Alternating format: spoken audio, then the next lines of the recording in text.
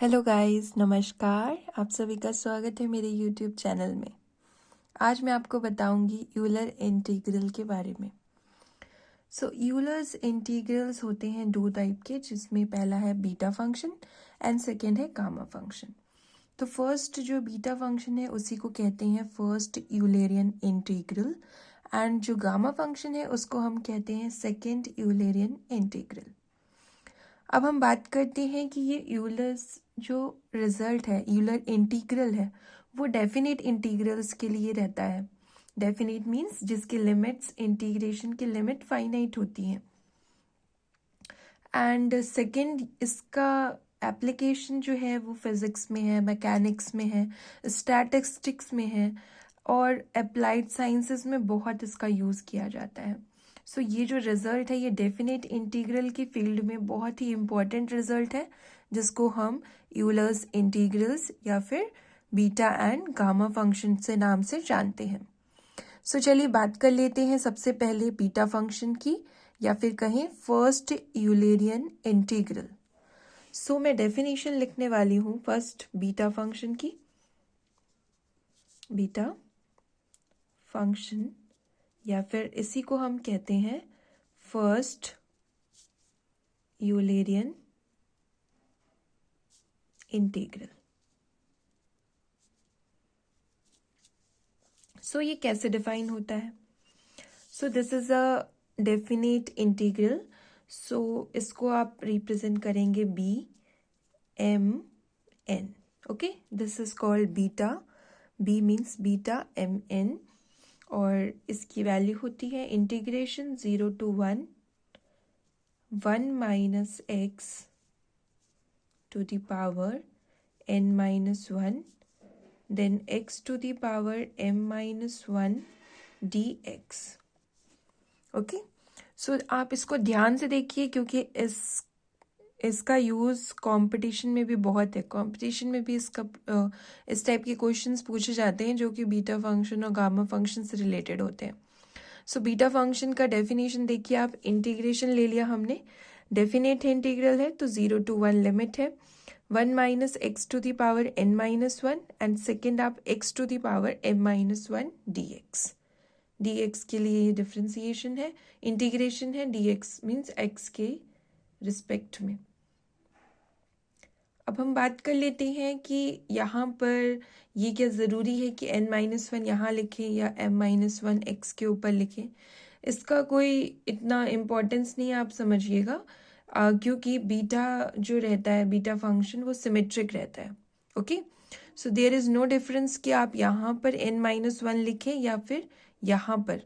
Means अगर आप यहाँ n माइनस 1 लिख रहे हैं तो यहाँ m माइनस 1 लिखेंगे तो भी वो परफेक्टली बीटा फंक्शन को ही डिफाइन करेगा, क्योंकि ये बीटा जो फंक्शन है वो क्या है, सिमेट्रिक है।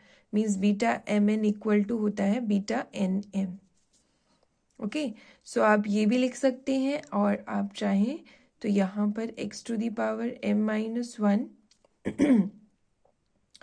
ओके, अगर हम इसको लिखेंगे तो ये हो जाएगा n minus 1, then 1 minus x to the power m minus 1 dx। ये वैल्यू इक्वल होती है। अब हम बात कर लेते हैं कि यहाँ जो m और n है उस पर क्या कंडीशंस हैं, क्योंकि वो भी बहुत इंपॉर्टेंट कंडीशन है, क्योंकि कई बार सिर्फ उसी के बारे में पूछते हैं कि ये किस पे डिपेंड करती हैं, इनकी वैल्यूज़ क्या है। ये रहता है m greater than 0 and n is again greater than 0। Means both positive होने चाहिए एंड ग्रेटर देन 0 होने चाहिए। और ये जो m और n है पॉजिटिव, तो ठीक है, m and n are positive numbers. First हो गया, पॉजिटिव नंबर्स होने चाहिए। इंटीग्रल्स भी हो सकते हैं, मीन्स इंटीजर्स भी हो सकते हैं, एंड फ्रैक्शन में भी हो सकते हैं। ठीक है, ऐसे मीन्स इसमें कोई स्पेसिफिक कंडीशन बस ये है कि m और n ग्रेटर देन 0 हो। उसके बाद ये रैशनल मीन्स फ्रैक्शन में है। फ्रैक्शन में मीन्स 3/क्यूब फॉर्म में हो सकते हैं, पॉजिटिव इंटीजर हो सकता है, 3, 4 इस टाइप का भी हो सकता है। ये है हमारा m और n के ऊपर condition. Then this function beta M N is called beta function और फर्स्ट यूलर इंटीग्रल। ये है definition. Okay, now we will define the second, that is gamma function. अब मैं आपको बताती हूँ गामा फंक्शन की डेफिनेशन, जिसको हम कहते हैं second Eulerian integral.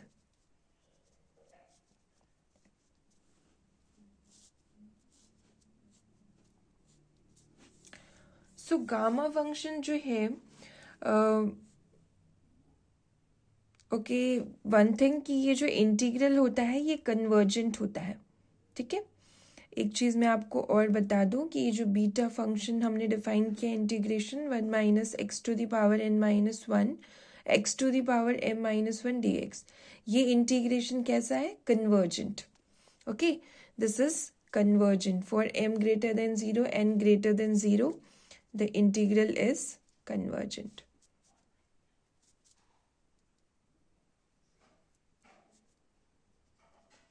Okay, so this integration is always convergent for m and n greater than 0.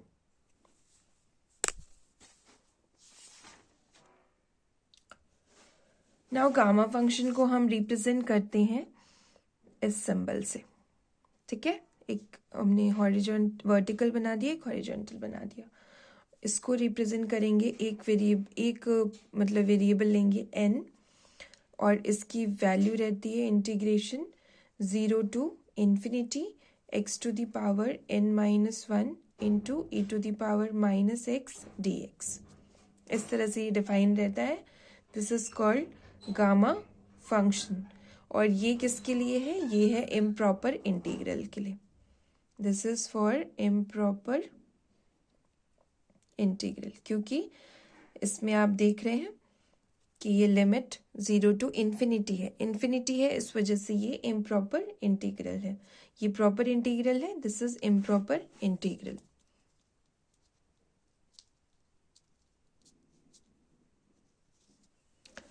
Okay, so ये किस तरह से डिफाइन है आप देख ही रहे हैं. एंड इसमें जो n है उस पर कंडीशन क्या रहती है? Greater than 0. मीन्स वही पॉजिटिव हो सकता है, इंटीजर हो सकता है और फ्रैक्शन हो सकता है, बट ग्रेटर देन 0 लेना है आपको. एंड इसमें भी ये रहता है कि ये कन्वर्जेंट होता है. ये जो आपका इंटीग्रेशन है, this is convergent. So this integration is convergent for n greater than 0. आप लिख लीजिए, for n greater than 0 the integral is convergent.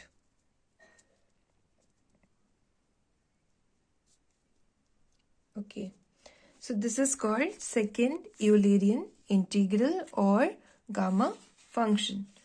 इसके साथ ही हमारी कुछ प्रॉपर्टीज है गामा फंक्शन की, जो हम नेक्स्ट वीडियो में देखेंगे.